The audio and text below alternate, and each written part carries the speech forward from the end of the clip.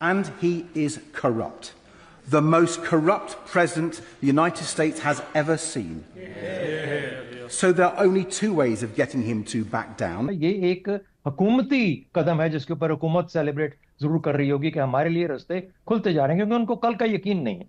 Trump के DeVos में land करने से पहले ही डिसीजन ले लिया गया, ना पार्लियामेंट से पूछा गया, ना ऑल पार्टीज कॉन्फ्रेंस बुलाई गई। Bribing him with a new jet perhaps, or a few billion in his crypto account, or standing up to him like we would with any other bully. Donald Trump का ये कहना है कि American welfare facilities जो हैं उसको नाजायज़ फ़ायदा उठाया जाता है और बहुत से पैसे ज़ाया होते हैं और खर्च होते हैं अमेरिकन टैक्स पेयर्स मनी, इसलिए इसी वजह से उन्होंने बहुत से एड प्रोग्राम्स बंद कर दिए। मैं समझता हूँ कि पाकिस्तान जो है ना, हमारे लोगों का काम है बस सियासत करना, कोई वो नहीं, अकल वाली बात नहीं करनी, सियासत। तो क्या कल को हम पे और प्रेशर ना आ जाए कि अब मैशत तुम नहीं संभल रही, अब तुम इस काबिल नहीं हो, अच्छा तो अब हम कुछ और देखते हैं वगैरह वगैरह, ये प्रेशर भी आ सकता है। सियासी और गैर सियासी पलड़े जो हैं वो कब तक बराबर लेके चलेंगे हम? बेपनाह मादनी वसाइल वाला ग्रीनलैंड और बड़े ही दिलचस्प और बड़े ही अहम जोग्राफियाई हैसियत वाला ग्रीनलैंड, सदर ट्रंप उसको बर्फ का एक टुकड़ा कह रहे थे कि पाकिस्तानीज आर अमंग्स दोज जो कि बहुत नाजायज़ फ़ायदा हमारी वेलफेयर बेनिफिट्स का लेते हैं। इसमें इंडिया नहीं आया, इसमें इंडियन इमिग्रेंट्स जो हैं वो जॉब्स ले लेते हैं। और ये यूनाइटेड नेशंस के पैरेलल एक इदारा खड़ा किया जा रहा है जिसका हिस्सा मुसलमान दुनिया के सारे डिक्टेटर्स बन गए हैं, आंखें बंद करके, तमाम डिक्टेटर्स। अर्दवान भी एक लिहाज से डिक्टेटर ही है, बहरहाल कह सकते हैं कि वो इलेक्शन जीता हुआ है, हालांकि 25 साल से वो इक़्तिदार में है। और इसमें दो चीज़ें बताई गई हैं कि पाकिस्तानी इमिग्रेंट्स जो ज़्यादातर आते हैं वो लेबर क्लास से आते हैं, इंडियन इमिग्रेंट्स जो ज़्यादा आते हैं वो स्किल बेस्ड मिडिल क्लास से आते हैं। कि हम किसी ब्लॉक पॉलिटिक्स का हिस्सा नहीं है।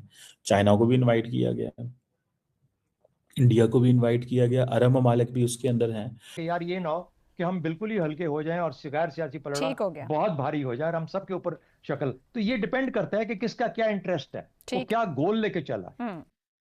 तो आप अगर देखें तो पूरी मुस्लिम दुनिया के सारे डिक्टेटर उसकी गोद में जाके बैठ गए हैं, जबकि जो आजाद दुनिया है उसने अभी तक ज्वाइन नहीं किया। देखें, इंडिया आपका नेबरिंग कंट्री है। दोस्तों, वीडियो शुरू करने से पहले मैं आपको बता देता हूँ, वीडियो को लाइक कीजिए और चैनल को सब्सक्राइब कीजिए। चलिए फटाफट देखते हैं वीडियो को और उसके बाद फिर मिलते हैं। Pakistan was amongst the highest, जिनको 40% उन्होंने कह दिया। माइकल कुगलमैन ने इसके ऊपर एतराज किया कि किस डेटा की बुनियाद पर। बहरहाल उन्होंने कहा, उनका जो डेटा है वो ये शो करता है कि पाकिस्तानी इमिग्रेंट्स जो हैं या जो कि इमिग्रेंट्स यहाँ वो ज़्यादातर जो है दे टेक एडवांटेज ऑफ कि जी हमारे पास नौकरी नहीं है, हमारी हालत ख़राब है, और जाके वो अमेरिकन टैक्स पेयर के ऊपर एक बोझ बनते हैं। ये बाय द वे उसी किस्म की आर्ग्यूमेंट है जो कि राइट विंग ने यूके के अंदर दी थी ब्रेक्सिट में निकलने के लिए। वो कहते थे कि ये यूरोपियंस, ईस्ट यूरोपियंस और बाकी यूरोपियंस जो है वो सारे यूके आ रहे हैं और यहाँ आके वो हमारी जो नेशनल हेल्थ सर्विस है उसके ऊपर बहुत बड़ा बोझ बन जाते हैं। फ्री मेडिकल, बिकॉज अपने मुल्कों में नहीं है और हमारे यहाँ फ्री है, तो ये बहुत बड़ा बोझ बन जाता है। तो उसने कहा कि ये इस किस्म की इमिग्रेशन भी जो है जो कि under the rules of the EU allowed है, उन्होंने कहा इसको भी बंद करें। This was one of the major arguments for leaving the EU कि जी हम फ्री फंड में नहीं सब्सिडाइज कर सकते ये अनएम्प्लॉयड यूरोपियंस को यहाँ आके और वो हमारी वेलफेयर फैसिलिटीज़ को अंडरमाइन करें। तो यहाँ भी यही बात कही गई है कि बेसिकली रीज़न ये है कि पाकिस्तानीज आर अमंग्स दोज जो कि बहुत नाजायज़ फ़ायदा हमारी वेलफेयर बेनिफिट्स का लेते हैं। इसमें इंडिया नहीं आया, इसमें इंडियन इमिग्रेंट्स जो हैं वो जॉब्स ले लेते हैं। और इसमें दो चीज़ें बताई गई हैं कि पाकिस्तानी इमिग्रेंट्स जो ज़्यादातर आते हैं वो लेबर क्लास से आते हैं, इंडियन इमिग्रेंट्स जो ज़्यादा आते हैं वो स्किल बेस्ड मिडिल क्लास से आते हैं। उनको नौकरियां मिल जाती हैं, वो अपना रोटी पानी उनको हो जाता है। हमारे यहाँ से जो लोग जाते हैं, ये कोई टैक्सी ड्राइवर बन जाता है, कुछ उससे पहले फैमिली मेम्बर्स होते हैं, लंबी लंबी बड़ी बड़ी फैमिलीज हैं।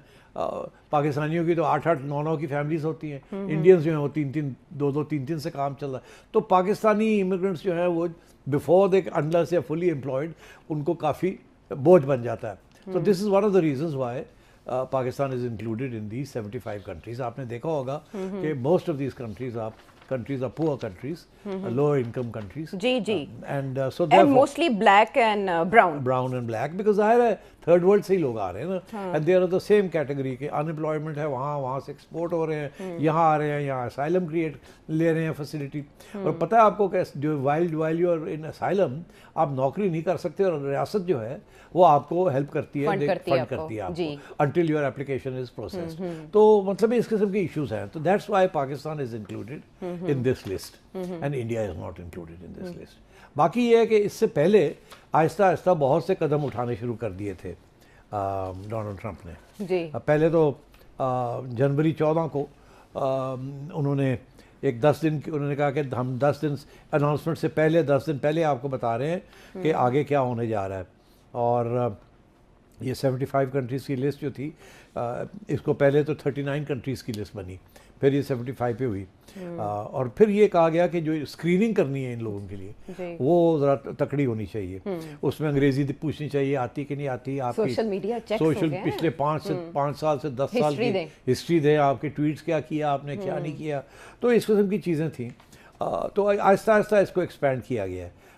और फिर कस्टम्स ऑफिशियल्स को ये कहा गया कि आप before you give a visa या इमिग्रेशन स्टेटस, आप चेक करें कि ये हाई रिस्क इंडिविजुअल है कि नहीं, ये अमेरिकन सोसाइटी में फिट इन करेगा या नहीं करेगा, हमारे लिए ख़तरा है इसको आने का कि नहीं है, इसकी बैकग्राउंड क्या है. तो ये सारी चीज़ें जो थी दे वर पुट इनटू इफेक्ट.